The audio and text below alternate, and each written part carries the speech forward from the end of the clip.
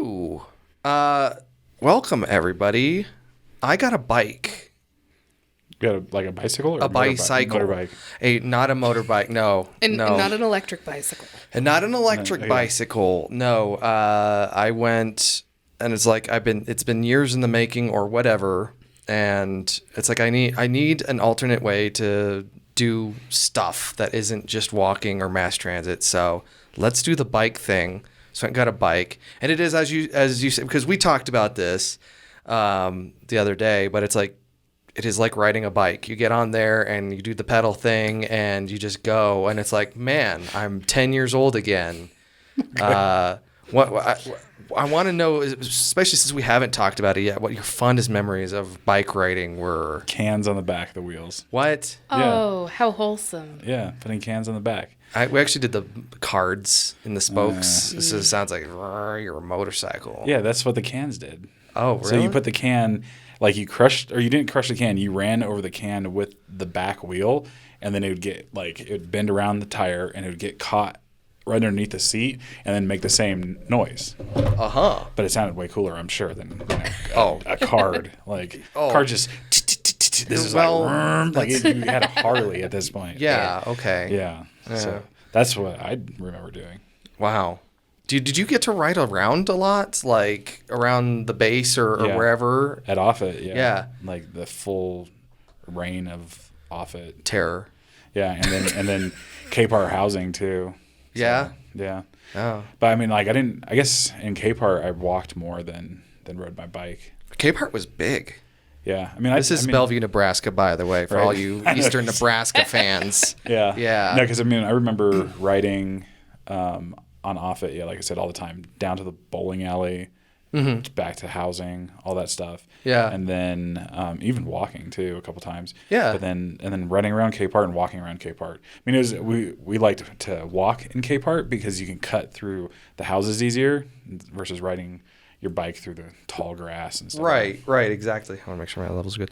I remember we were very much anxious kids, so we had to get permission to do everything. So we only rode our boats. Dang, you had boats? I had boats. We had a base lake, so yeah, we had boats. We only rode our bikes like once a year, or when we would do family things or breakouts or something. So we weren't like out on our own, Stand By Me style or Stranger Things. Go like, we're just gonna ride our bikes and go places. Like that was never a thing. Me, yeah. And then I had two bikes. One was in the 90s, and it had a shifter in the middle. Oh. Right, yeah. Instead of the handles. Right. And it had a shield on it between the handlebars, and it said... You're going so fast, all the bugs. Exactly, yeah. You got to deflect, all the debris, warp speed, and that. And it said Defender. Oh, nice. Ooh. Yeah, it was like an all-black bike. So you're like, I'm a cop. You're like cosplaying as a cop. Like, woo. Yeah. Yeah. You got it. Yeah. So that was, but then I had a second bike that I never used, and I remember my parents were moving to Phoenix, and they offered hey, you want your bike? And me being an idiot, I was like, nah, I'm good. I actually rode it a little bit, but I can't remember riding that thing very often.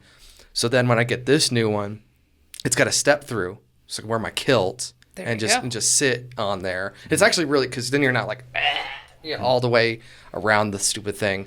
I've never gotten used to shifting, so I took the night I got it, I spent a lot of time learning to shift and what gear ratios and stuff meant, and then I would practice pre-shifting and stuff like that. So, yeah. That's way more advanced than I remember doing as a kid. But here you have to, because the hills are insane. Yeah. I just always remember just cranking down into granny mode, or granny gear. Granny gear. All the way. As soon as there was any resistance, it was just had to do that. Yeah. Yeah. I grew up in the old North End and right over by Penrose, Maine. And I would ride my bike down to the Kmart on Fillmore that's now Vasa Fitness and Roadhouse Cinemas now. Yeah. That was where I went, down to 2000 Walk to go get some Chinese food. I was definitely a Stranger Things kid that just left home and went wherever, got some Little Caesars from the Kmart. So. Yeah. Of course. Did you do anything with like cards or cans or anything? No. Did you have Furby or something? I think I remember now that you. Well, I did have a Furby. That's a different. That's a different. I don't know if you remember. There were those tire pressure caps that lit up, and so it made your tires light up. Those were pretty cool. I was jealous of the kids that had like BMXs with the were they studs on the back. I think I know what you're talking about. Yeah, or pegs. Oh, the pegs. Oh, so they're doing stunts and stuff. I mean, even if you weren't doing stunts all the time, but like you could have somebody ride on the pegs with you. Yeah. But yeah, it was cool. Like just to like put your feet up on the pegs and everything. So I was always jealous of all the kids that had BMXs and pegs. I was looking at like stances and stuff like that, and I see the pictures of like the ultra performance people with the bikes, and they're not in their seat. They're like crouched down over like bugs like this, like they're suitcases that have been closed. Yeah. Their seat's like way back here somewhere. Yeah. And it's like, this is 9% faster than your standard, bicycle riding experience. And when you need that high-end performance, that's what you need. Yeah. Yeah. I saw a guy, it was a couple days ago. Yeah, on Sunday. On Academy, he had a mountain bike with the fat tires, and it was like covered in mud. And so it's like, I was like, okay, he's been places, and he had a dog that was just like running with him. Like he was going fast, and this dog was just catching up, like staying next to him and everything. I was like, okay, that's pretty cool. That is the life. I know, like Seriously. just go make it, take a bike ride with your buddy. And Yeah. like that. I was like, I remember I had a dog a couple years ago, and I tried doing like running with him, and I'd be running and I'd be working out, and he'd just be like walking. yeah. It's like, you're not making me feel good about this.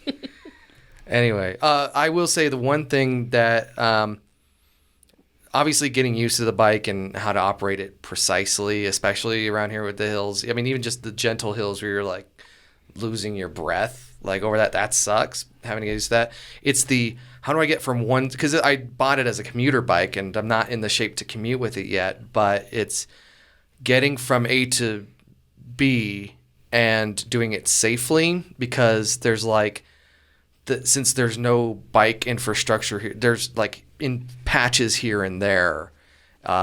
It's like, how do I get from here to there? And it's like, well, you've got to go 3 blocks down to get safely to a painted bike lane, and then kind of go. So there's like, here's the safe area for pedestrians. Here's the safe area for cars, which is everywhere. And then the bike is like, you can't, because even on a sidewalk, you think, oh, I could just ride sidewalks and tick people off who are pedestrians and walking everywhere.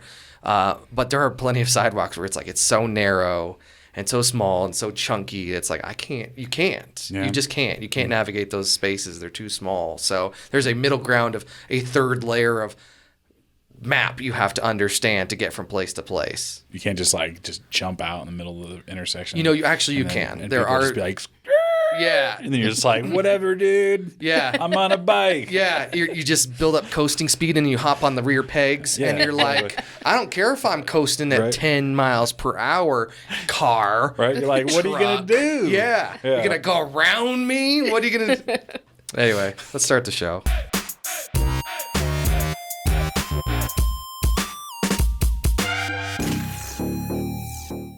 Hello and welcome to Hot Takes and String Breaks, the bi-weekly pop culture podcast brought to you by Not That 6035. I'm your host, reporter Nick Raven, and joining me in the studio today is a guy who watches too much stuff, Kelly Karnetsky. How you doing? I'm doing pretty good. How Good. I got a bike. And account executive for 6035, Viktoria Costantino. How you doing? I'm doing fantastic. That's fantastic. We've made it through a big week. We had a yeah, at the time of this recording, because this is going live today. Yeah. This is real midnight hour stuff. Our first issue of 6035 is printing. Cool. And so we'll have it tomorrow, and then I think deliveries are on Thursday. Yeah, It's been weeks and weeks. So much prep. So much prep. So much practice. Yeah. So much things changing on a dime. Like forgetting how to CS Independent and remember how to 6035 and all that stuff. And the key question is, what is 6035? What? It's a number that is higher than 6034, I'll tell you that. Oh. Well, let me inform you about what 60-35 means. Thank you, Victoria. That is our elevation in downtown Colorado Springs. What? 60-35. I think I've explained it at least 3 times in the past week. Well, And I'll continue to. That's fine. The fine. 4th is the best one. Yeah. That's when you really get the stride. So we can just say, suck it, Denver? Is there not as high? Yeah, exactly. I saw a sticker yesterday, more than a mile high, 60-35.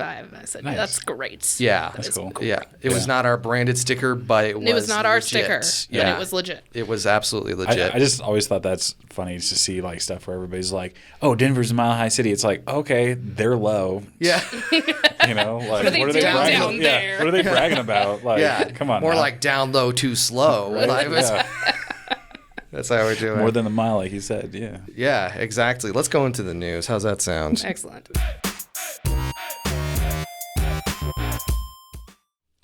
All right, number 1 item on here. I'm going to hand this over to Victoria since you're All doing right. your film snobbery.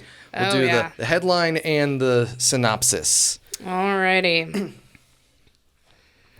From the AV Club, Megalopolis becomes a true Francis Ford Coppola film as crew quits. Wow. Right, yeah, that's dramatic. punchy. That's punchy. That's how you sell some digital newspapers. Absolutely.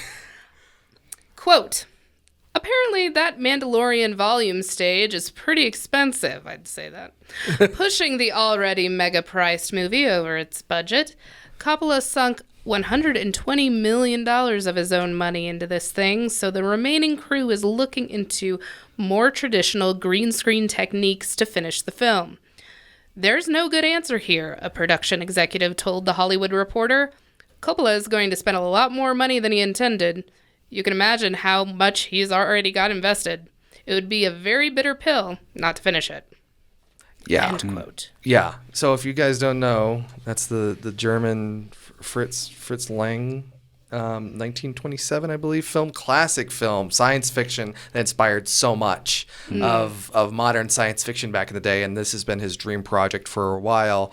But that's kind of sad. Apparently he sold parts of his vineyards to help put this together, and he's not getting any younger. Yeah. The article that this comes from basically said, yeah, this isn't the first time. Like, he's had production issues all the way back, like Apocalypse Now, trying to get stuff done.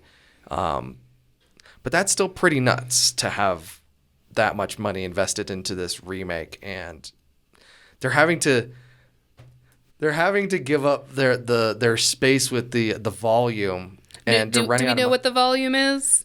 So the volume is that big cylindrical LCD wall that they use at Disney, LucasArts, and that to create virtual sets, and then they'll put like practicals, props, and stuff inside of it, and that way they can have realistic reflections and stuff like that. Because apparently that was a big issue. Is you got Mando's helmet, freaking chrome. Can't be having that reflecting green screen or have to do a digital replacement. So they do an in-camera. It's like Unreal Engine powered, and so video games, and they can just move around the space, and it actually camera corrects to on the back wall what the camera should be seeing perspective-wise. And this is used on all sorts of movies now. I think it was actually used in The Batman with Robert Pattinson and all those things. Mm-hmm. It's been used a lot, so it's not surprising, I don't think, to really hear that it's been used for anything else, but it's gotta definitely break in the bank. Yeah, and definitely. They're charging rent. Oh, yeah. Friggin' landlords, of this digital effects space. I did notice... and you said you had seen Obi-Wan, but I mean, you've been watching Mando, right? Mm-hmm. I've seen it. Yeah. Those feel so, and we're going to talk about Andor today. Those feel so small compared to Andor because they're like intentionally small spaces that are like, they just feel small. It just seems weird. So the fact that they've run out of money and now they're having to go to green screen, it's like, hey, Francis, like, we got a barn or something. Let's do something in there. Green screen can be done well. I mean, if you look back at things like, first of all, I'm a huge Lord of the Rings fan, full disclosure. Oh, okay. Those Thank movies you. came out in the first 2000s, early 2000s. Yeah, If you yeah. look back, those green screens are immaculate with how old it is. Just don't think we're taking the time to do it. We're not paying the people enough to do it. There's still hope. There's still hope for Coppola. Well, there was that masterpiece, The Phantom Menace. Oh, yeah. Yeah, Absolute that featured extensive amounts of green screen. I'm going to require that we bring up The Phantom Menace in each episode. Each podcast. Yeah. And also our favorite senator, Jar Jar Binks. Yes. Absolutely. I think that's our politics checkoff right there. So, all right. Number 2. How'd that for Kelly? Or wait, no, hang on. I screwed that up. Oh, yeah. I did screw that up. Cool. I'll give you the next one. Don't worry. The Hollywood Reporter, what's driving TV's unrenewal wave? And I had some notes on here. It's kind of like bringing about, it feels like the end of prestige TV. Like we just had this recent wave with streaming and everything. Everyone's spending so much money in creating all this high-end content when it used to just be HBO with Sopranos or like Showtime, stuff like that. But there are networks that are canceling already renewed seasons of TV shows, including the already shot, like they've already gone through and shot everything, 61st Street and Damascus on AMC, the second season of the animated show Inside Job, which I'm not familiar with personally. The Workaholics movie at Paramount Plus was canceled 5 weeks ahead of when they were starting. Did you guys see this coming too? Like just the collapse of we're going to spend $100 million to make 10 episodes of this thing and you're going to go to Netflix and watch it? Well, I mean, of course, like anytime, it's just a cash grab, right? Like all these things, they see Netflix do something big and they have this big audience and they think that they're just going to magically get that same audience. Yeah. And that they're going to stick around. Yeah. No. Like we're done with paying for cable, right? We're not going to just keep paying more and more and more. So people are going to bounce around now. So of course, like I didn't think it's going to be sustainable, but I don't know. I think companies waste money all the time. So I didn't know how long it'd last. Executive pay, you know, exactly, stuff like that, you know. Yeah, bonuses, golden parachutes, all that stuff. Oh, yeah. Private jets, stuff like that. What do you think? I mean, yeah, did we see this coming? Of course.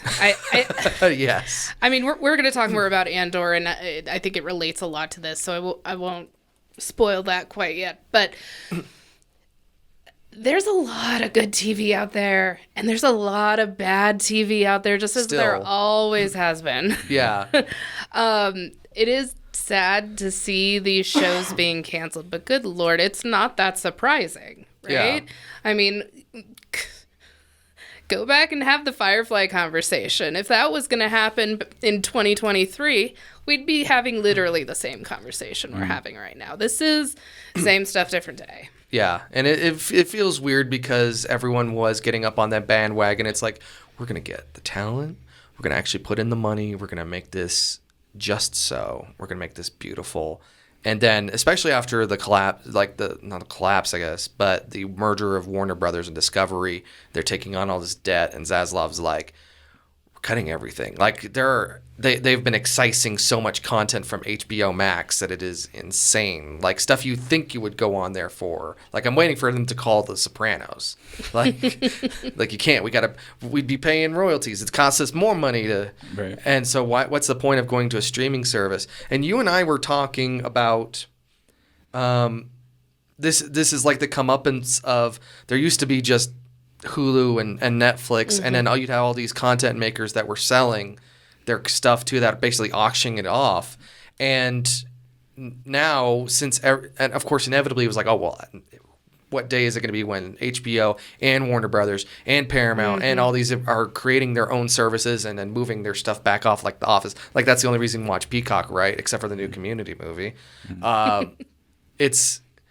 Then there's the backside of, we're not making as much profits because we're having to spend all this money on operations. We're and R&D and promotion and stuff like that. So unless you're really big, you're right back to where you started. And so how long is it until one or two of those services dies? Because they're already there's been rumors of the new HBO Max will just become Max, and it'll just be everything that conglomerate has now. Well, and to be honest, there's already people trying to do that. Have you ever tried to search for something on Apple TV Plus? Mm-mm. You can find anything on Apple TV Plus. You got to pay for it, and it will tell you up front. I mean, same thing with Amazon Prime Video. Right? It's like you can find anything. HBO Max subscriber. Exactly. And then you have the other side of the coin where it's not just the studios that are canceling it, but just like Henry Cavill, Cavill? Cavill? I think, yeah. From The Witcher, who left The Witcher. Yeah. And they're trying to replace it, I think, with Liam Hemsworth, maybe. Yeah. And that's just causing just even more problems with these well-established shows. Yeah. with a reliable fan base. I'm not surprised at all that this is happening. Yeah. It's just kind of nuts and sad to see, and I don't want to go back to low budget 25 episodes a season network TV stuff. Or do we? I mean, you did mention the Community movie. They had their 6 seasons. They had their 6 seasons and a movie. Well, but I don't even think their last season was the full 25. I think it was it the 13, I think? I can't remember. I can't either. It's been a couple years. It was on Yahoo. Wasn't that great? We're like, hey, I'm going to go to Yahoo Cast, and I'm going to go, yeah, thank you. I mean, this is why I thought Hulu was a really good idea whenever it was like buy-in from all these. From everyone. Yeah. Yeah. Because then it was like, okay, they developed this platform, and they have one platform. They can put all this stuff on, whatever, right? They figure out how to split things. Yeah. But now everybody's got to develop their own platforms. And it's got to work across every single device because everybody wants to watch it everywhere, right? So it's got to work across every single TV, every single browser, which I mean, browser size is not hard, but every single TV, every like Apple TV, also your phones. It's got to be in the App Store. It's got to be on the Google Play Store, like everything. So it's like, if not, then how is somebody going to watch it? I'm not going to pay $10 a month if I can't watch it on anything I want to watch it on. Right? Yeah, the one, your LG WebOS TV or something, and it doesn't have a Hulu app or a new one, and stuff's breaking. I mean, honestly, like I've got an older Samsung Smart TV, and it didn't have, for like the longest time, it didn't have Disney Plus. Oh my gosh. Yeah. And so I was like, well, I'm not going to subscribe to Disney Plus if I can't watch it. Yeah. And then they finally got it. And then, so it's like one of those things. Like, I think I did subscribe to it but still, because that's just me. Anyway, but I couldn't watch it. We've had conversations about this in a previous I couldn't watch life. it though, on my TV, and I wanted to, and they finally got it, right? So it's like one of those things. I think that happens. You got to, like, they have to build that whole infrastructure side thing, and there's your operation costs right there. Exactly. On top of just content. And it's like, it makes no sense to do it. Just come together, make it like a little, another Hulu type thing. Yeah, but, just remake Hulu and do it. Just do that thing, because that seemed to work so well, even if TV was the content. And Hulu's even weird in that way, because they do movies. They did, like, Palm Springs with the Andy Samberg. That was fun. Yeah. That was a fun one. I heard it was pretty good. Yeah. I thought the Hulu platform was a good idea. And I mean, I'm not a fan of the direction it went with everything, but like, I still think it's good, and it sucks that now it's just owned by one company. I think there's like like a 30% holdout or something by some. Yeah. Oh, NBC Universal. We were talking about this a couple months ago. They're still holding out. Or wait, I think they have a share through like the end of this year, but they were talking like, "Yo, what if we bought Hulu?" That's right, which I don't think makes it better. Because they have Peacock and they're already screwing that up. So number of Peacock subscribers in here. I mean, I've got cable, so I have it. For free. And I think I have a login for Peacock. Yeah. I think I do too, because Xfinity keeps trying to give me their free streaming box. Yeah. Oh, yeah. So you get it for free. It's like a get Peacock. Yeah. Please watch this content. You're already paying for it. Yeah. Well, there's an interesting inconsistent standard between these streaming apps. I don't know if you guys have noticed. I leave HBO Max to go rent something from Amazon Prime because HBO Max so inconsistently has the 4K version of brand new movies. You can't tell me that I'm not gonna go and watch the new Avatar in straight up HD. Why would I do that? I'm gonna go pay Amazon for $4 for this 4K TV that I own and most people own at this point. So why is there at least not a standard of quality? Of course they'll throw in Game of Thrones for 4K, but they won't put a brand new movie. I think they had The Menu wasn't in 4K. It was just in HD, I think that's I part believe. of the distribution stuff because It's wild. yeah, because to me. I noticed that with Vudu, like a brand new movie will come out, and the only way you could watch it in Ultra HD is if you bought it.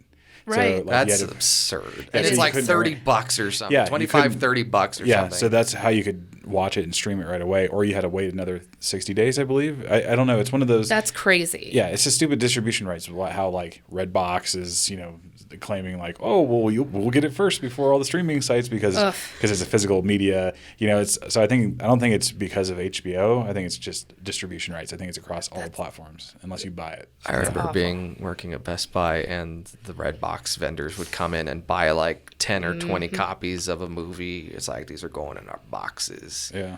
Don't get me talking about my days back in high school when I worked at an Entertain Mart and an eBay distributor sold us countless full boxes of, it wasn't Alien. It was Jerry a bad Maguire. movie. It was The VHS copies. Spore. VHS copies of Spore. Hundreds of them, and I had to unbox and store them.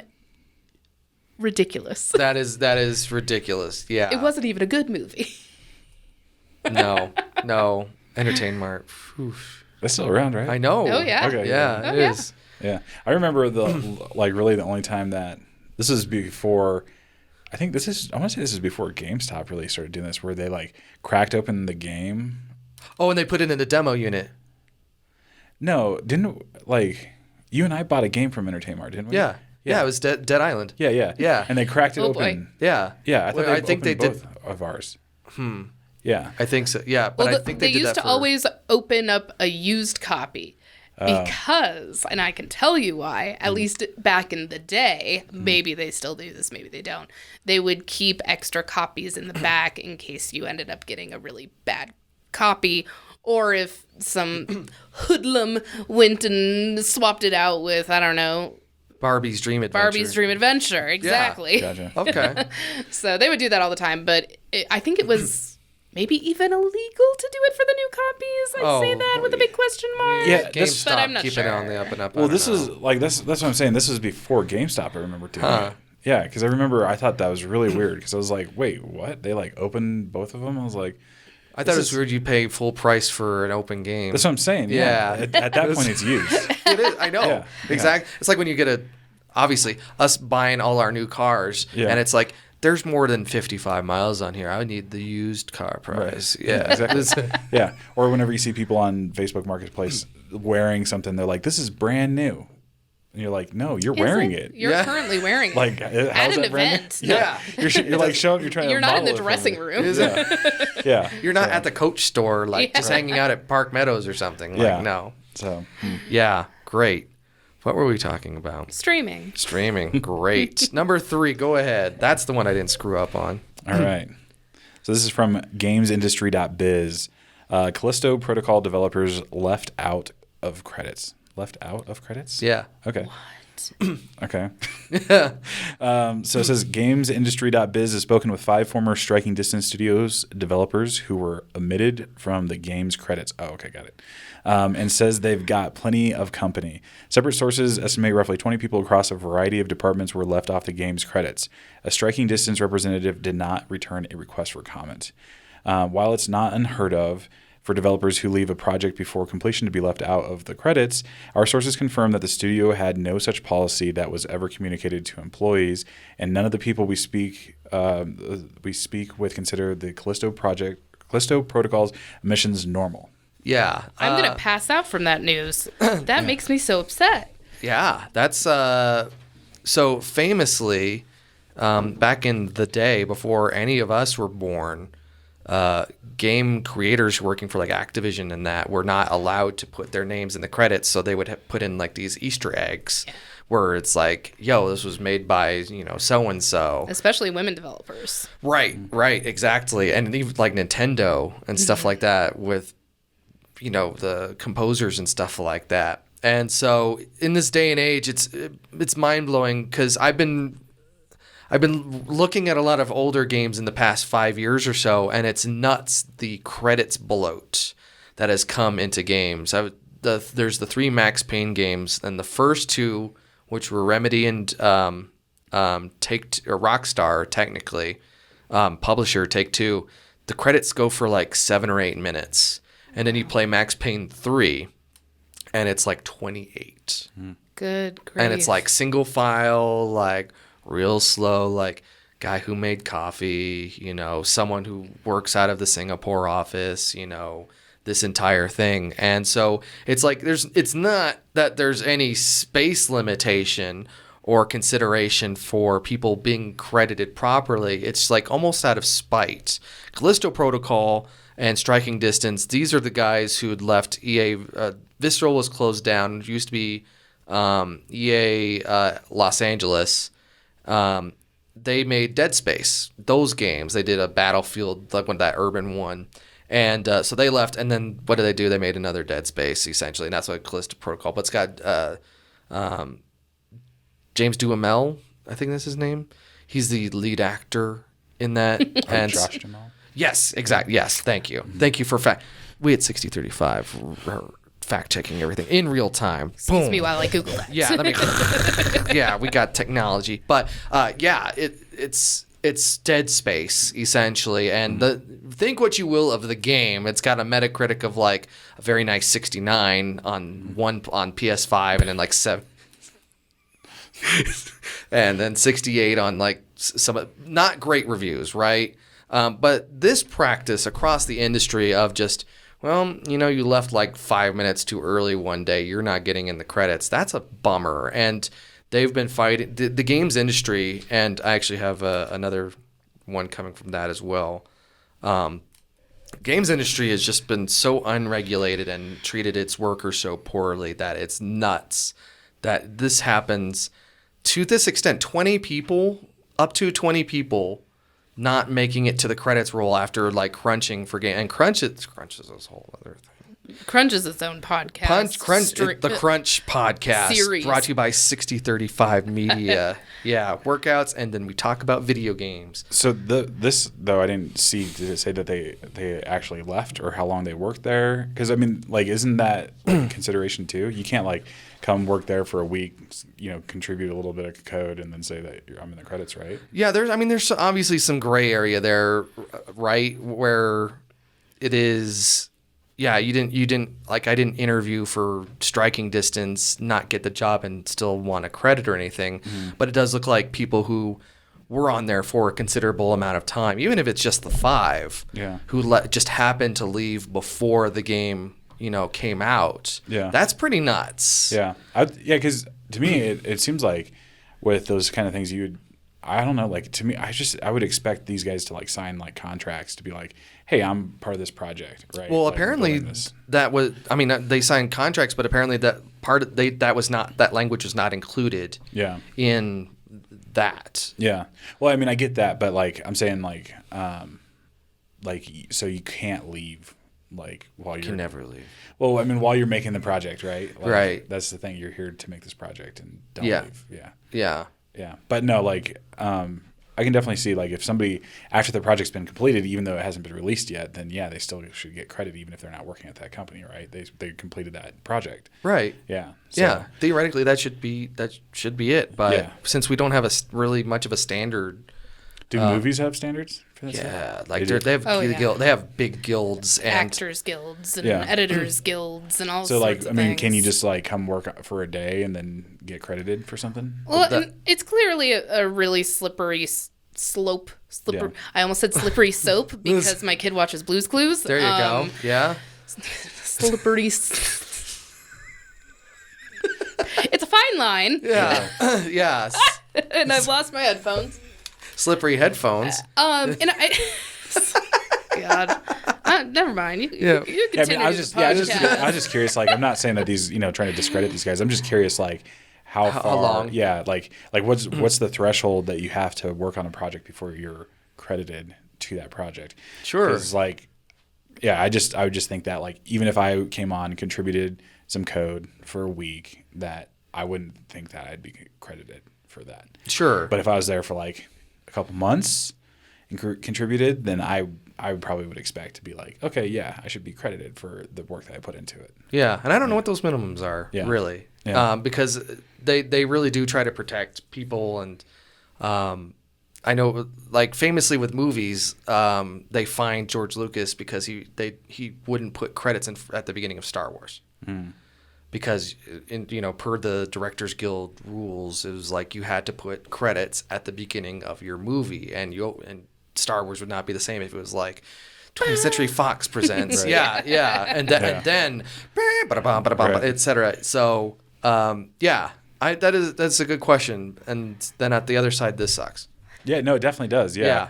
I would be so pissed if I worked on a project and then, like, because that's part of it, right? Like, that's your validation that you worked on this. Yeah. And then that's part of your resume, too. Like, because if somebody was like, oh, I scrubbed through the credits, I love that game, and I didn't see you listed there, and you're applying for this, and you told me that you worked at this place on this project, it doesn't look like it. Yeah. The test says otherwise. Right, exactly. So it's just one of those things that I would so be pissed if I didn't get credited, because I mean, what are they going to, I mean, they could patch it, I guess, right? Yeah, patch notes included more credits. I think that's a pretty important difference, though, right? Yeah. I mean, anybody that's been in a creative role has done something great that they have not been credited for. I'm almost certain anyone that's been paid for something creative has missed out on something. Right. Yeah. And so we can empathize with those people. And yeah, Hollywood does have its attempts to remedy those kinds of things. But I think it definitely shows that the game industry just has a lot of maturing to do when it comes to those legal aspects. And I know that some places are better than others, but like we mentioned, it's not like crunch isn't an unfamiliar thing with anybody who's familiar with the game industry. Right. We know that these folks aren't treated well to begin with. Yeah. Right. So I don't know, do your best to encourage indie production. Right. Guess. Well, It's really the money only can solution. go around. You know, you have to have money to make money. Exactly. And you see that even when people who are working on games long term and they leave to go to a company and they're under NDA and they can't show off any of the work that they did because this game hasn't come out. You know, Duke Nukem Forever was famously, you've been working on this game for 5 years and there's no light at the end of the tunnel. So what do? Well, you can't show off all your awesome 3D models of Duke Nukem or aliens or whatever. Yeah. Whatever happens in that game. And sometimes you should. Thinking specifically about Ken Levine's new project, that it's maybe just BioShock 4. Yeah. That's the thought, I think. We'll see. My first comment when I saw that trailer for Judas was how much of that game, how much of what we saw in that trailer is actually going to make it in the game? And is it going to be another 5 years? We'll see. A few of those shots in the trailers are just like iconic BioShock 1 moments. So I'm frankly, I appreciate the sentimentality, but I'm pretty skeptic about that. And maybe you should show your work a little bit. Yeah, I think because it's been a decade this year since Infinite came out. So, Dang. Yeah, since we went out of Best Buy. All right, peeling off of that, I'll actually have you read the next one, number 4 there. Okay. So this is Axios. Microsoft Game Maker unionizes after vote passes by supermajority. So it says the union will consist of about 300 game testers from ZeniMax's studios in Maryland and Texas, including Doom makers ID Software, as well as Arcane and Bethesda, the teams behind major 2023 Xbox exclusives, Redfall and Starfield. A supermajority of workers voted for the union, according to organizers at the Communication Workers of America, which will encompass the new ZeniMax Workers United Union. Jeez. And then it says, Microsoft voluntarily recognized the union after a third party confirmed the vote, the CWA said. So that's cool. So, yeah. Because, I mean, that's really what's required, right? Right. Because, like you were saying with movies and stuff, there's guilds and all this stuff, right? All these unions and stuff. And I'm sure those didn't exist in the early days of film. No. Right? Like that came about because of how crappy people were conditions and stuff. Yeah. Right. We're going to be showing film 24 hours a day. Right. Yeah, exactly. Yeah. Wow. Yeah. That was the director. Yeah. That was the producer. The director's producers. like, I need a cigarette. Yeah, let's go. You got some Philip Morris? The thing is, the producer just came in and said, I don't like that line, and then he left. And then he got in the credits. Yeah. Yeah. I need my shoe shine. Yeah. Where's craft But keep me in the credits. Where's Crafty at? I need some burgers. Yeah, exactly. So amazing podcast. So that's cool. So that's great. I'm happy to hear that. I am too. Yes. Yeah. Absolutely. And it's usually the most disenfranchised, the toughest jobs that unionize first. This is specifically like not the developers themselves. But it could lead to that theoretically, because there's Jason Schreier came out with a book last year called Press Reset. If you want to know anything about gaming, and we were just talking about Irrational and BioShock Infinite and the catastrophe that was the development of that game. But the people who are moving across the country with the savings that they have, working on a game for a bit, and then they close the studio down, and then they have to start the whole thing all over again. So the calls for unionization have been big. But testers have always been like the worst treated occupation in the entire thing because they work the longest. They have the most tedious job because, run into this wall 10 times. Yeah. And all right, now switch weapons, do it 100 times and then now do it backwards. Yeah. And then just all of these crazy permutations. Yeah. Is it that they just haven't asked enough high schoolers to do that? Because I think there's just enough desperate college graduates. I mean, haven't you guys seen Grandma's Boy? That looks like it's the easiest, best job ever. Yeah. So. Yeah. Yes, of course. Unfortunately, that's not the reality. Yeah, it's not. Yeah. And then usually they're contractors, so they don't get any of the bennies. They don't get to participate in any of the company events. Dumped as soon as the game's done. Yeah. Exactly. Yeah. Or it's even worse. There was and then you can't enjoy the games. Yeah. Right. After you've played it 1,000 times. It's different ways. I've been playing so long, I don't even see the people anymore. I just see the code. I just see the variables. It's and the stuff Matrix. I can only see the code. Yeah, exactly. That's tough. And but at least to establish a benchmark, and also, as the cynical take would be, they're recognizing it voluntarily because they're trying to buy Activision King Blizzard still, or Blizzard King. But it's cool. And Phil Spencer, who's the CEO of Microsoft Gaming, has basically said, we'll recognize it, sure. Whereas Bobby Kotick of Activision was like, no, burn them all. We don't care. But having one of the biggest gaming names out there recognizing it, like you said, it's the benchmark or sets precedence, right? Then that's now. I mean, this has been accepted, so everything else is going. Everything else will be cool. Yeah. Theoretically. Yeah, we'll see how it goes. We'll knock on wood on that one. I don't want to knock too hard, but there was a comic that the Penny Arcades and Scott Kurtz put together. It was called the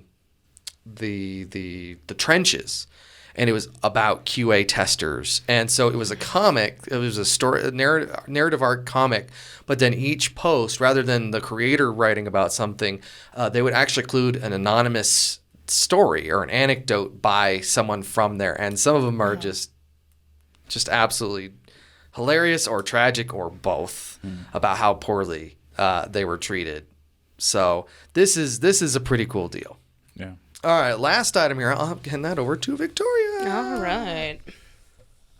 Oh, boy. The Guardian. Death of the narrator? Apple unveils suite of AI-voiced audiobooks. I wonder if I could read this like an audiobook. Or like an AI. Yeah. Just remember your favorite TikTok. Right, the TikTok. Yeah. I thought about it there.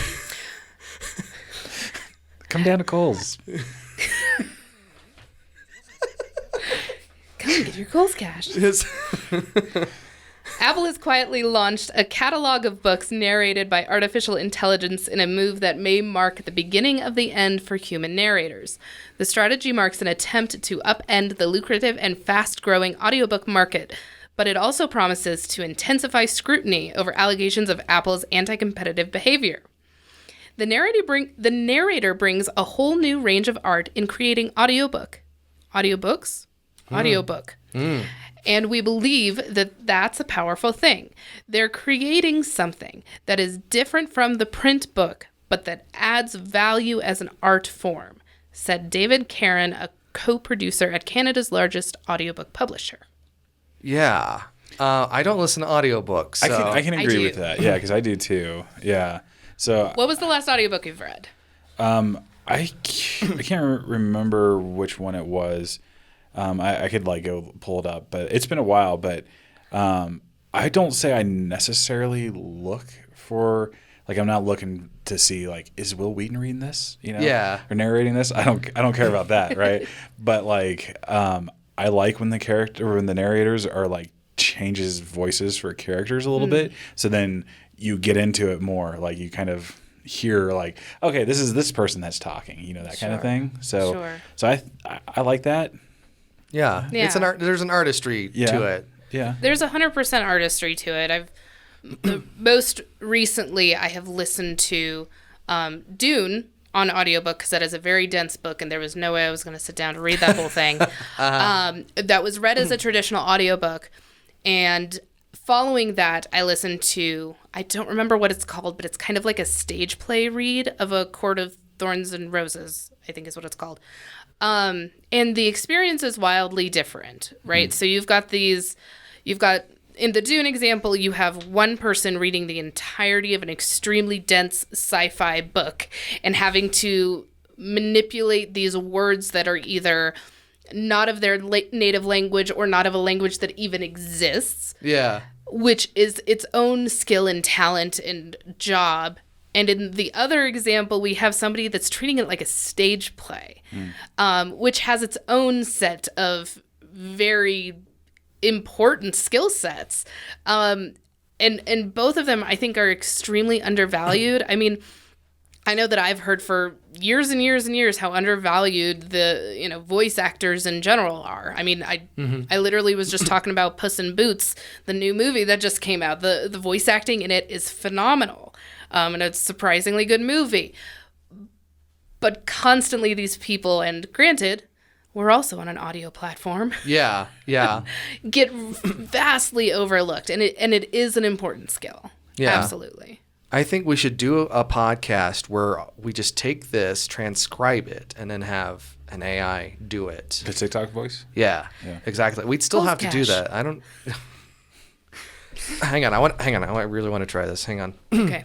Apple has quietly launched a catalog of books narrated by artificial intelligence in a move that may mark the beginning of the end for human narrators. Okay. You got to try AI voice on that. Okay. Yeah. Just pretend you're Siri. Yeah, exactly. Okay. I can't find that. Okay, let's see. God, now I'm like on the spot now. I don't know how to do AI voice. I know. Jeez. This is where you win your Oscar. Actually, it's an Emmy. I think Emmys is what we do. Okay. I think. All right. Maybe I have something. Okay. Apple has quietly launched a catalog of books narrated by artificial intelligence in a move that may mark the beginning of the end for human narrators. This strategy marks an attempt to upend the lucrative and fast-growing audiobook market, but it also promises to intensify scrutiny over allegations of Apple's anti-competitive behavior. Sorry. There's a U in there. I think you got... So is the abrupt pause. There was a long dash. So. Yeah. And then mispronunciation. Yeah. Well, that you and the behavior, So. Yeah, you can't. That's not the right way. I didn't even know that you were reading. I swear, like Siri was talking to me. Oh, dang, that's awesome. Yeah, that's Sweet. pretty good, okay, man. Cool. Awesome. Yeah. Well, that's it for the news, but we do have a main event. If I can get my papers just right, let's press that button.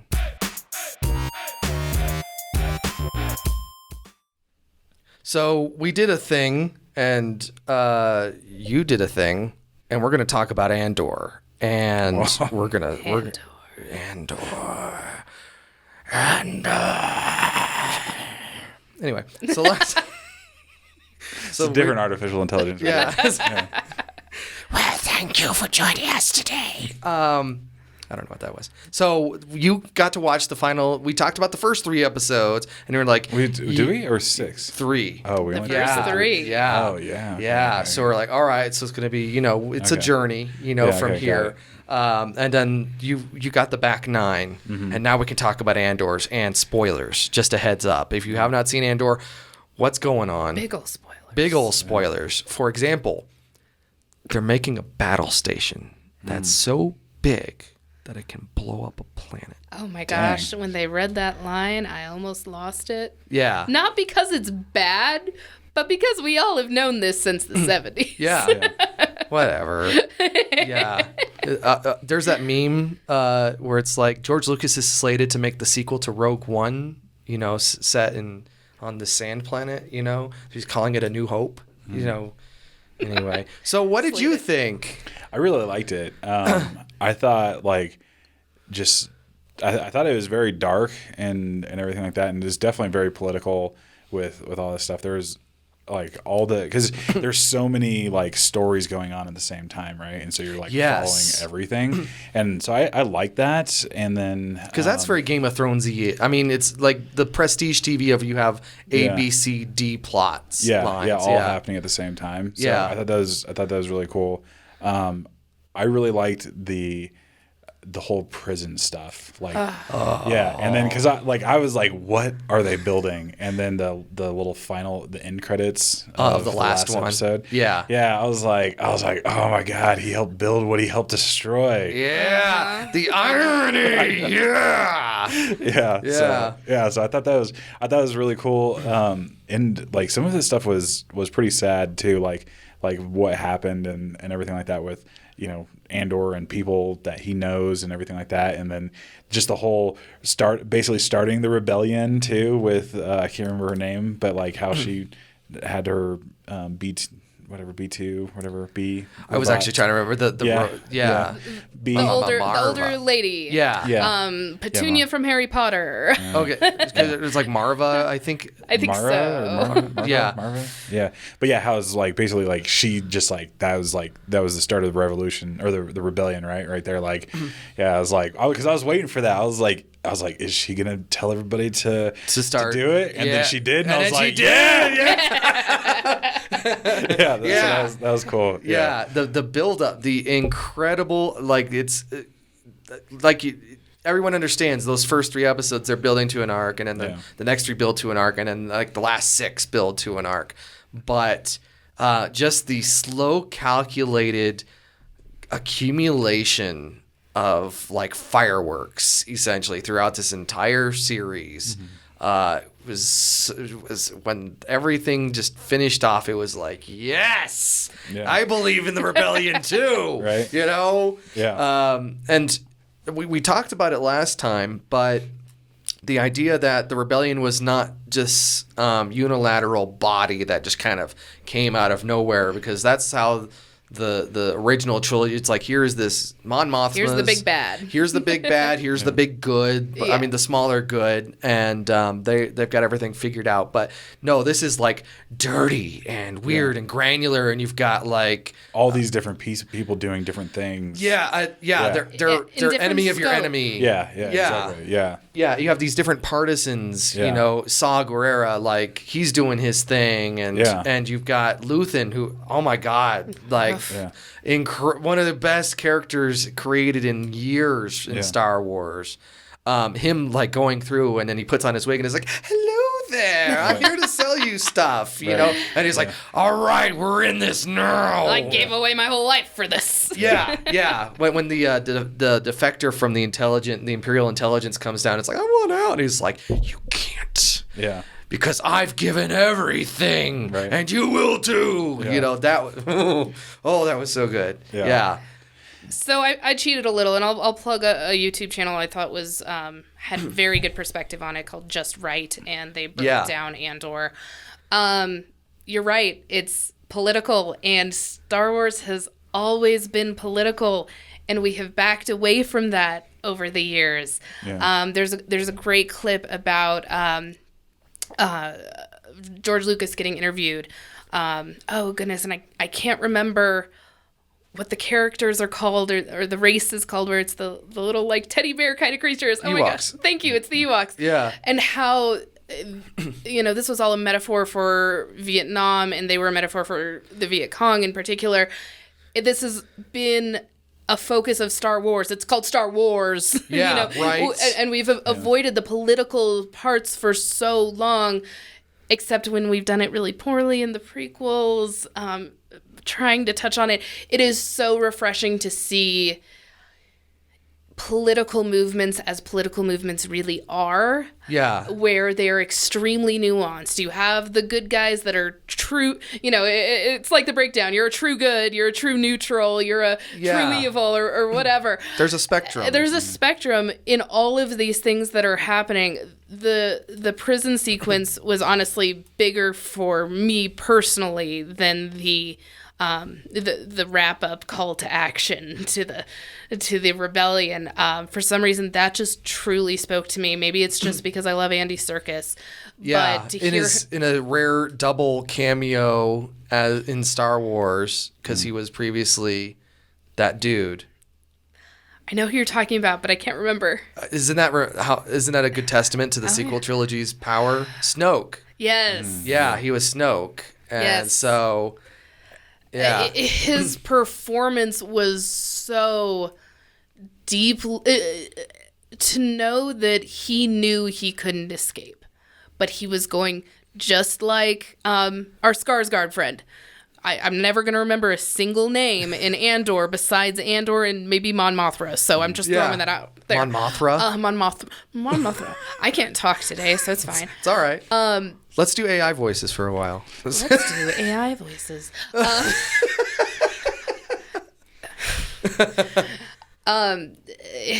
Just his chanting over the speakers and how inspired he was, how he knew he couldn't get out, and so he was truly more than anybody sacrificing because he knew he couldn't get out. Yeah. Just really tugged on my heartstrings and brought me to tears when we figured this out. Yeah. He did all this and he literally did it not for himself. The most unselfish act. I thought was really striking. And like it took me like a while trying to understand what he was doing, because I was trying to like, is he like how, like where is he like aligning with and everything like that, and then at the end that was really good. Well, and you can see why it took him some convincing. Yeah. Because anybody he's else I've would. been in this for a while and I'm this close, right? And you're not going to screw this up for me. Yeah. Mm-hmm. Okay. But because I mean that whole prison, like whenever they show you, it's like you can see we don't have weapons and this is why. Yeah. And it was like, it was stunning. And they're coming up in their goth Stunning. boots, because I didn't get it at first, so I'm like, why does he have these boots on? And then like they're barefoot. And you're like, oh yeah. And then, I was like, oh my god, I was like, yeah, these guys, like, that's why they don't need a lot of people, right? Yeah. But like they sure had a lot of guns for not a lot of soldiers. Just in case, I just thought about the irony of a base that's being regulated by an electrical currency being in the middle of an ocean. Yeah. That just popped into my head. Yeah. That is stunning as well. Yeah, it's so cool. Like the whole thing was cool. Like, and then even until I still don't understand like how, like I get like, okay, they said, oh, we accidentally didn't transfer this prisoner to another prison, but like if you're there for like 10 years, right, and like I can understand like the first time like somebody's like, yo, they didn't let me out, I was just at this other prison, you're like, okay, whatever, this guy's crazy. But if that keeps happening, like I would think you would figure this out and be like, okay, hold on, this is the 10th guy that's come here and then said he was just transferred from another prison. Like, but really? Remember, like, how hard it was to disseminate that information because they're sitting there waiting in the tunnels and they're like doing Morse code. But if you're in the same one, it's going to happen, right? If you're in the same, like, it has to happen multiple times. If you're in the same thing as a group of 50 people or 100 people passing by, like, there's basically 100 people that see each other, right, all the time. Then again, we saw their torture techniques. Maybe, maybe they got something else in there. Yeah. I don't know. I do think you're right. I think that was a pretty significant plot hole. Yeah. But honestly, out of the entire show, if that's our plot hole, I'm going to give it to him. I was going to give it a 9.5, but the realism in here. Yeah. It's just really. I know. That was the only thing where I was like. I got stuck on it. Yeah, because I was like. Yeah, because I was like, okay, that makes sense. Like, they accidentally, they forgot to transfer him. Because I was thinking at first, I was like, well, they probably just execute people, right? And it's like, oh, why would you do that? You have free labor right there. So why would you get rid of that? And then it's like, oh, yeah, you would just transfer them to another prison. Yeah. So unless they're like, just keep building prisons. I don't know. Yeah, who knows? Who knows how they do it? They said some line about being cheaper than droids. Yeah. And more more efficient than slaves or something Yeah. like that. And that was such an impactful phrase because at least for me, it dawned on me, oh, this is genuinely awful. Yeah. Because these guys are thinking that they're gonna get out, right? So they're working to get. They're working Working for to the get freedom. out. Yeah. So And I also got like real like retail class vibes off of this. Like, here's the supervisor who's really just trying to get through the week. And We're all you just need trying to get sell, there. You need to sell 5 more performance right? plans. Okay. That's just, hey, old guy who's really having trouble here. I don't know why you work here. Right. But yo, you got to step it up. I can't have you dying. yeah, You know, because that's one less hand that I have. yeah, exactly. Yeah. Yeah, exactly. I still And gotta I build feel 50 of these, whatever. parts. Yeah. that whole all that prison, it just reminded Yeah. me of retail work. Like, Nick, I didn't even think about that. Yeah, isn't that was even my sadder? because it looked like an Apple store in there. It's like so pristine, you know, like you know they're getting everything working together, and it's like I actually had like flashbacks to any number of training environments. I mean, it's like, all right, we're going to spend this first day, you're going to learn the ropes. Yeah. You know, you're going to do this, you're going to do that, you're going to see how it works. And then tomorrow we're going to give you a tool and you're going to start actually doing it. And we're going to watch your metrics and see how you perform over time. And then, you know, after such and such a time, you know, that straight up those vibes. And it ranks so purely. Yeah. Yeah. Except for the going to the dorm with the electric floor. That was different. Yeah. You didn't have to sell credit cards back at home.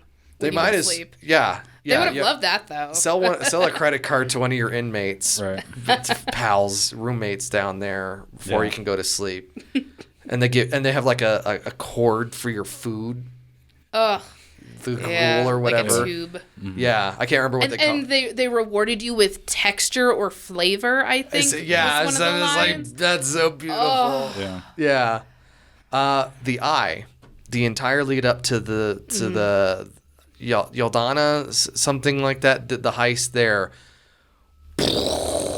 Like, oh my God, Yeah. that entire thing, just the tension, like the story they built to establish the natives and what the Empire is doing to these planets and stuff as they're conquering them.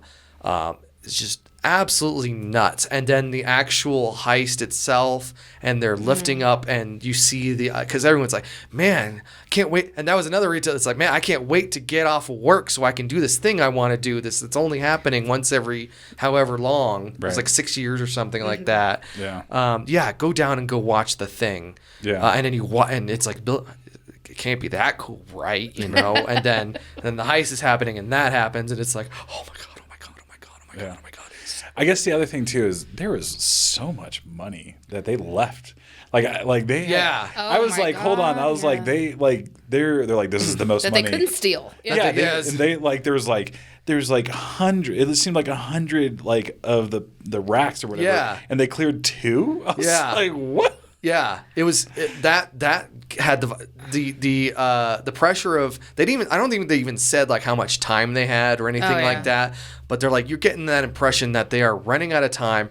They only have half a dozen people, and it's like, get as many, and it's like, there's no way, right? Yeah. There's no way, and then they don't, and it's like, oh, okay, that makes sense to me. If they'd made all of them on there, I'd have been like, whatever. Well, and that they were willing to risk it all for what to the Empire is pennies. Yeah. It was just unlike anything I've ever seen. Yeah. Talking about the volume earlier, if my understanding is correct, they didn't use it much, if at all, for Andor. Fact check me on that one. Yeah. But I know that for the main city in Andor, they built all of those sets. And you can tell when I was watching it, I was realizing, if I had to tell you where to go in this show, I could tell you, oh yeah, just take a left here and then go. Yeah. This is a real tangible place, and they shoot it like it is. They take every advantage of that actual set that they built. It is gorgeous. Yeah, it is absolutely gorgeous. I wonder because they have like, I don't know, like at this point they have like some proxy Western town, except it's a Star Wars town, and because they've been Maybe using it's the them old Westworld set. Who knows? Yeah, right. Yeah, exactly. And so I was because they've had to do stuff for Mando and Obi-Wan and stuff like that, or just other stuff over the years. Mos Eisley, and it's like but it's too dense to be like Mos Eisley. So and even from the trailers, everything about this show looks so beautiful and pristine and just like high budget that I watched. I was like I said, like I watched the first 6 episodes up to the eye of Andor, and I'd never seen Mando, and I watched the pilot of Mando, and it's like this looks like a cartoon. Oh, it does. Especially when you look at the alien characters, and then you go back to Andor, and hardly any alien characters. If there are, they're in the background. They're not interacting with the human characters or the little dogs in the junkyard. Yeah, they're not important, but they're also not ignored. The balance there is perfect. Yeah, because it's never distracting. Yes. Ever. Yeah, and you get some real people, and there's no Jedis. In the show, Jedis. And that was so cool. It's like I'm tired of lightsabers. That was like my favorite Star Wars game growing up was. I mean, it was TIE Fighter, but like Dark Forces was your Kyle Katarn, who was the thief of the Death Star plans, not Jyn Erso and Andor, Cassian Andor. It was Kyle Katarn. Anyway, you had blasters and stuff, and when they added the lightsaber in the second one, it was like, I don't want that. It's like that Drake meme where it's like, yeah, give me the blasters. I don't want the lightsabers. I don't want to mess with that. I don't want force powers. I mean, lightsabers are cool, but we've seen it. Yeah. And it's so inconsistent. Like, the rules are so inconsistent that it's like, sure, whatever. Like, everyone talks about that force leap that they did in The Phantom Menace that they never, ever do again. Yeah. Yeah, I just love the grittiness and the realism and the setting and the people, because then you relate to it harder. Like, the fact that this was... Cassian was on this planet that was toxically mined, and they're trying to get into this ship, and like his whole background, and also Diego Luna as Cassian Andor was great. That knife edge of being extremely talented, also hopelessly naive, and then also having to believe in having to be convinced what the rebellion is. And how it works and why he should be involved. Well, and this whole season is definitely his first arc in being convinced. Yeah. I'm looking forward to see. Do we know how many seasons? 2. There's going to be 2. There's going to be so the second one this is the first year, and then the second season will be the 4 years in between that and Rogue One. So we'll be able to see his convinced self get into action. Yeah, his growth in that. I love that. Yeah, because you see him at the end of the last episode. It was like, kill me or let me join. Yeah. That's right. Yeah. That's right. Yeah. Yeah. That's hardcore. It's been a couple weeks. I don't remember that. Yeah. Yeah. Not the specific one. The Space Nazis. Deidre Miro. Can we talk about the meet cute? Yes. Yes. So Space Nazi. Space. And other character guy that's what's his name? Who's got the sassy mom? Yeah, the sassy mom that gives him the blue milk. Yeah, the blue milk and the Captain Crunch. Yeah, I can't remember his name. Shoot.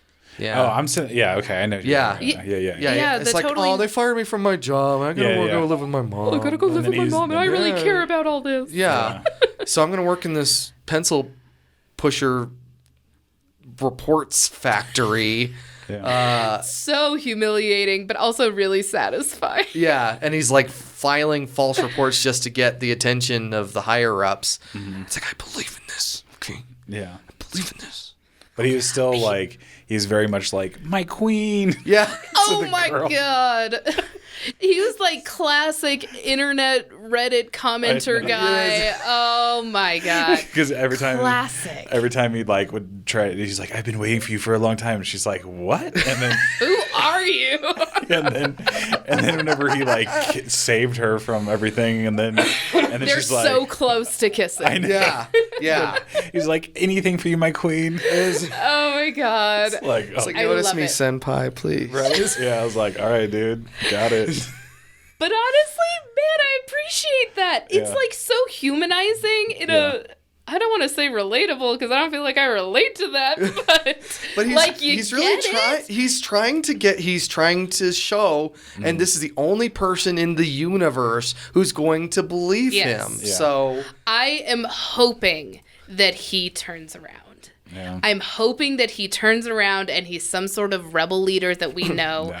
I don't know if they'll Violent do death. it, but I would love to see that. I would love to see a huge character arc for him. yeah, He's got a place in my heart. he's because so he's such a loser. He's so principled, though. Yeah. And that's the other cool thing is that, like, even as you're watching this and they're evil space Nazis, it's like you can relate because they don't come across purely evil, right? There's a wavelength where you can Best intentions. best intentions. Right? It and- seemed very corporate, like very corporate America type Yeah. stuff.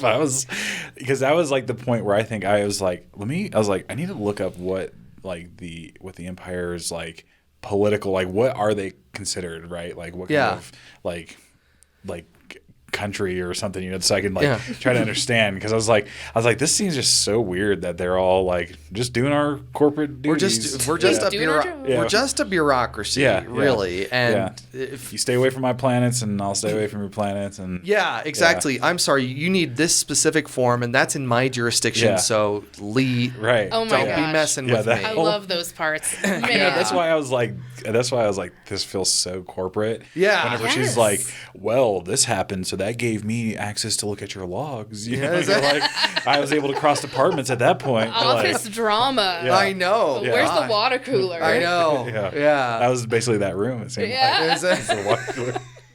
Yeah.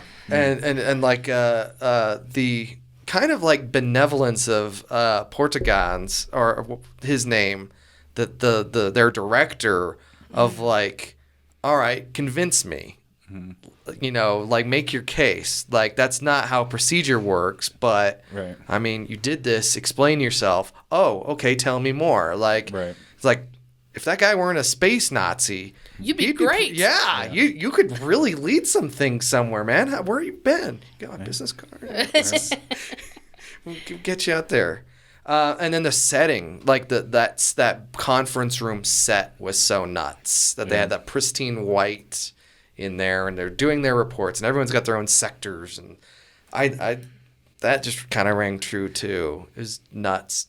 All of these sets are immaculate in their own way, and I think it definitely showed. Even in the that- dirty ones. Even the dirty, yes. I mean, the funeral march procession. Yeah. Stunning to see all of these folks coming through, the tension with the bomb. It's Yeah. very classic filmmaking. The bomb's there. It's got to go off because you saw somebody build a bomb. Very classic. And it's still played with so much tension and so much energy and passion and all of these things, even though it is so classic. Right. And it was stunning to watch. Yeah, it's like we've permitted them for an hour. With 20 people. Yeah. At this time, and then it just started early, and it was everybody. Yeah. The entire town. Yeah, and it was like, whoa, what's going on? Because when that started, I was a little confused at first because I thought they were really going to do something small. I don't know why. Yeah. I thought there was going to be something small, but then I was like, oh no, this is everything. I was like, There's some stuff going on. Because you remember earlier on when everyone's like working together, banging the alarms and stuff Yeah. like that. Like, it's a show of force, They're Yeah. Civil disobedience. Yeah, exactly. That was nuts. And then, of course, you have the Mon Mothma arc as well. Mothra is.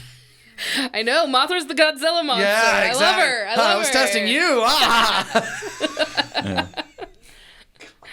But her whole arc trying to finance the stuff, move the money around, and mess with less good people to try and the bureaucracy, especially after the Aldani heist.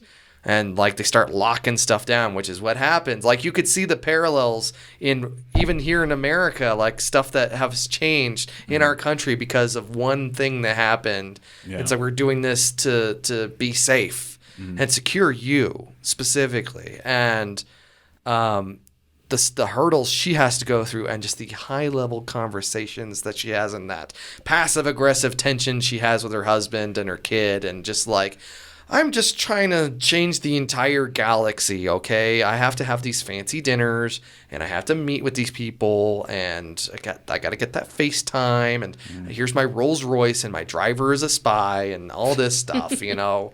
That provided so much dimension, and it's crazy that is the same actress playing her that's been playing her since 2005. Right. In that deleted scene from episode 3. And then she got the bowl cut for Rogue One. That's pretty nuts too. I loved everything about that arc and her dealings with Luthen and all that. Yeah. Well, and it kind of, it does a really good job at leveling the playing field with all of these people that are in the rebellion, that all of these different roles that they have are all equally important and have significant sacrifice. I mean, she lost her daughter to being married off to somebody she didn't like. Yeah. You know, that is powerful, especially for someone who is in power. So principled. Exactly. Exactly. So I think it was, at first I honestly didn't like her storyline. You know, I thought, okay, well, why do we need to see the rich people's perspective? But I think this... Yeah, right? I was like, that's not what this show is about. But as the show goes on, it tells you why this is important, especially past the heist, where you can see that this is a large... of course, taking down the Empire is a large, big picture event. Yeah. But I think that helps remind you that it takes everybody in all roles to work together as a team. Yeah. And I really loved seeing that. Yeah. And had the political tension of like when that, the rebel was found, and then they just left him so that some other group would get caught. And it's like, I got to sacrifice some people so that other people can continue to, so that we can continue to operate. And those like Dresden kind of arguments and stuff like that, which I think actually is discredited at this point. But the idea of, I've got to sacrifice one person so that these 10 other people can continue working and doing their jobs, and that's all off screen. And they're just plotting at the top levels inside, was ISI, I think it was called, just like absolutely nuts. Yeah. Yeah. And then Luthen's ship, when he's almost caught, I know. He's just got, cool. Yeah. I'm a freighter from, was like Alderaan or something like that. Yeah. I'm going to throw out a Star Wars name. Yeah. You remember Alderaan, right? And they're like, we're going to reel this in. We're going to reel this guy in specifically, you know, because as a show of force. Right. And he's like, okay, let's open up everything the ship has got. Yeah. And when he sent out those darts and it shredded their tractor beam. Oh my God. That's so cool. And he's like flipping around, and he's got lasers on the side, and he does a little twirly thing. He had a lightsaber in his ship. No! He did. No! I missed that. The entire ship was a lightsaber. No. It was a double-bladed lightsaber. It was a Darth Maul Sure. laser. Yeah. No. It was. Don't It ruin was it so for me. cool. All right. His ship was so cool. His ship was so cool. Stealth ship. Yeah, his ship was so cool. Yeah. His ship was cool, yo. I think they have a Lego set of that. Yeah. I think we should just like at one episode, we're just gonna buy a big old Lego set and just like build it. It'll be an ASMR. It'll just be... I don't know. I mean, I don't know if it looked cool. Is what I'm saying. That it was cool, like what it did. All that stuff was hidden away. So It has a lightsaber built in. So but is that going to carry across the Lego set? I doubt it. Yeah. I doubt they're going to have. Well, they do have those like long antenna, I know. like transparent. I doubt they're gonna red have ones. that. Yeah, like there are so many of those sets that have the projectile things that I never use because I don't want to lose stuff. I don't want to lose. Well, then I don't want to lose it. But it's like, who am I going to shoot? Like, when I'm going to go to like the office with my TIE fighter and be like, pew pew, take that, co-journalist. Wasn't there a couple scenes too with? I love TIE fighters. Like, I think those are like the most badass ships. Like, the Empire did it right with those. But was there? They did something right. Yeah. Was there? Because I watched Obi-Wan right after. So was there a scene where it showed them jumping into the TIE fighters? Was it that scene whenever he was At the heist? I remember they did because they're like trying to scramble TIE fighters to intercept the freighter. I just remember it was like they had to like literally like climb down into the TIE fighters I can't remember if that's from Obi-Wan or No, they did it in Andor too because Okay, yeah, because it was that's where I saw yeah it. because they're at the Okay. garrison and they're like something got tripped and Yeah. there's like scrambled the TIE fighters and they're like going on these gangways or something Yeah. and having to like drop into these TIE fighters that are suspended from the ceiling. I thought that was so cool because I was like, because it's like, how do those things really work? Yeah. Well, now Yeah. you know. It was they had that in I know with Dude and like the newer ones. the Force But like, Awakens, yeah. but I think they like climbed into them. So I don't know. Maybe there's just TIE fighters. Yeah. Unless you're playing TIE fighter, and then they're the worst ships because they Yeah. have no shields. Yeah. And they're But really slow. I thought it was just cool Like, no whenever they did armaments. like the buzz overs with the TIE fighters. Yeah, when they're in the valley. Yeah. Yeah. Oh, yeah. I think TIE fighters So look haunting. Yeah. Loved it. That sound. Oh yeah. So cool. Yeah. I'm sorry. X-wings are just like nothing compared to TIE fighters. Just the way they look. Yeah. Like TIE fighters are just iconic. Like to me, if I was a rebellion, I would steal a TIE fighter just to use it. Yeah, sure. Was that Mando? He's got a Naboo fighter now. I don't remember. Yeah. I Oh, think, does, yeah. I don't think that's a spoiler. is that like Lego the sets chromey for. one? I don't know, but like his ship blew up, Uh. and so he's got a Naboo fighter now because you know Star Wars. Because Star Wars. Yeah. Because Star Wars, yeah. So Honestly, that's the kind of stuff that I'm okay with. That it's like, okay, well, if you're on this planet, you're going to use this thing. Not that you have to say, oh man, look at this fighter from Naboo. Isn't this really cool? Do you remember how so-and-so was in it? That's so... don't you we remember don't that need to critical do that. film, The Phantom Menace? The Phantom Menace. And I Jar would like Jar you to Binks. update my title on the podcast to being not just account executive, but also Phantom Menace expert. I thought you were going to just be like Phantom Menace. It is me, the Phantom Menace. I am. Yes. Hello. Do you see me? Of course you can't. Yeah. Amazing show. And Incredible. Yeah, I can't. It's gonna be like 2 years until season 2, so it's like 2024. I think those are out. And it'll be like, I guess this 13 episodes, and yeah, it's gonna be those last 4 years before he dies. Spoiler And alert. it is spoiler. Yeah, Jeez. doing some stuff. I will say, because we did have an episode months ago about Rogue One. Andor, I obviously have never been the biggest fan of Rogue One, and we talked about it. But everything about Andor highlights everything I do not like about Rogue One, and how much Rogue One does not go places and wastes time and has characters that don't amount to much of anything. Andor is like so machine precise. It's and so beautiful. precise. Yeah. But Rogue One just feels bloated and wrong until you get to that last third, and then you're like in that roller coaster. It's a previous episode of this amazing podcast that we do.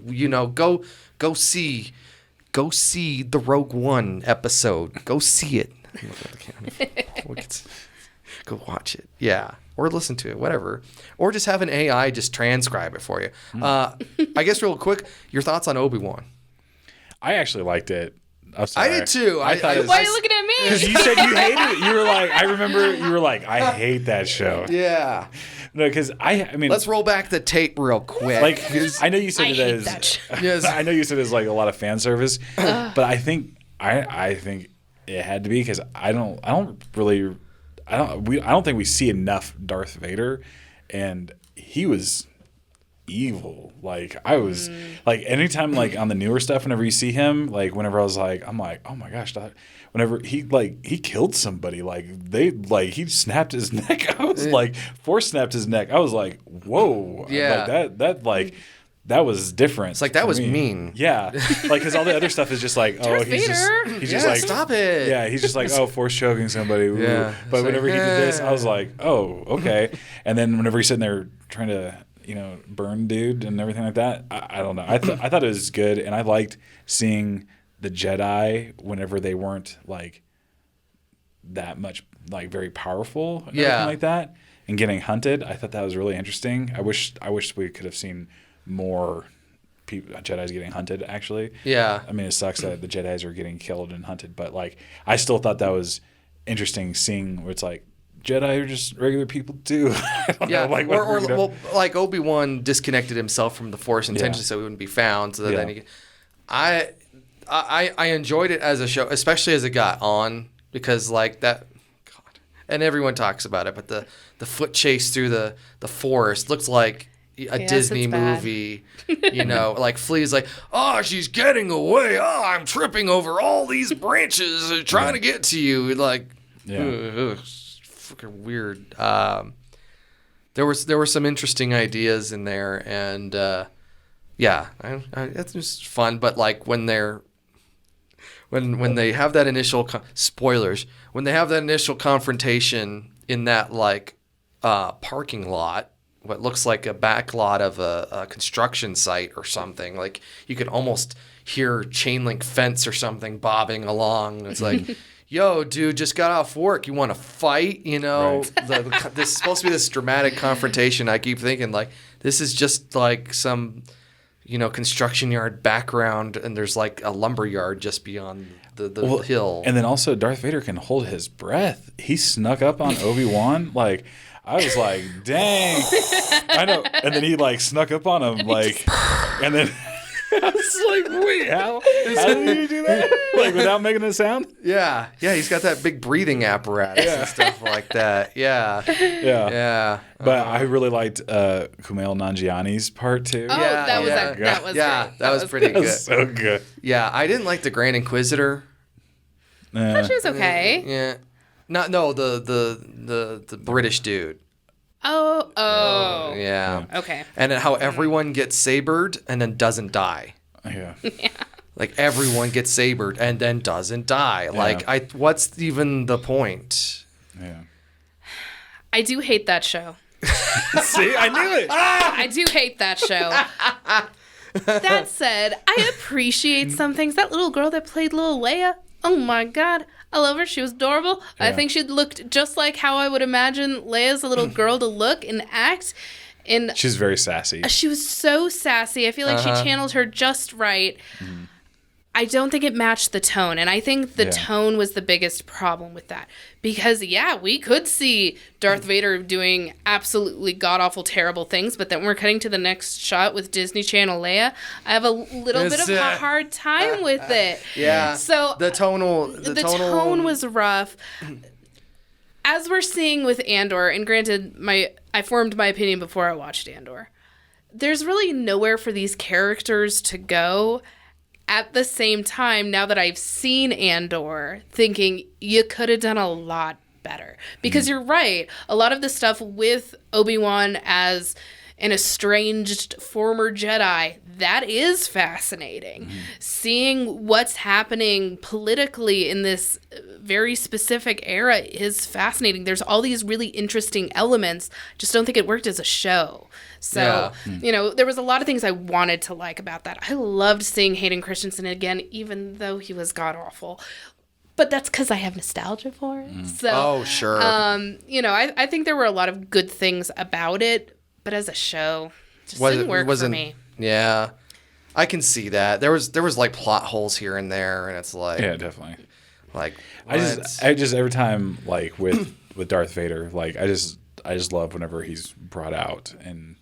Well, I think we forget that he's scary. Yeah, that's the thing. Is whenever you see him and he's scary and you're like, oh, there we go. Yeah, that's the guy that's like the most powerful Force user or whatever, Like, ever. Yeah. So like that stuff is, and like it was just cool whenever watching him just pull a ship back. That was going to bring that up. I was like, what? He's like, yeah. I was like, okay, that's cheating. Yeah, it is. Yeah, Darth Vader cheats. And who's going to hold him accountable? The rebellion, I guess. Yeah, right. Or his son, whatever. Yeah. Star Wars, everybody. It's part of the American mythology.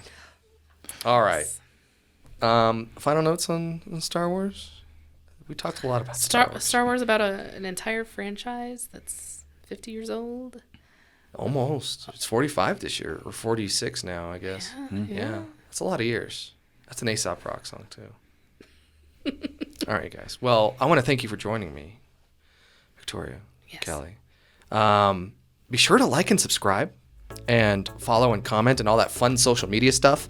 If you have a comment or question you'd like us to answer on or address on the air, that'd be cool to have email section. Send an email to podcasts@6035media.org. That's 60 spelled out, and include hot takes somewhere in the subject line.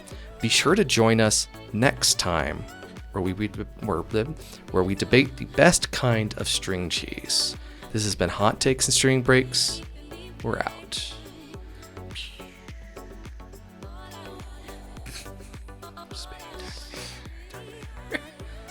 This has been an AI-generated podcast. Thank you for listening.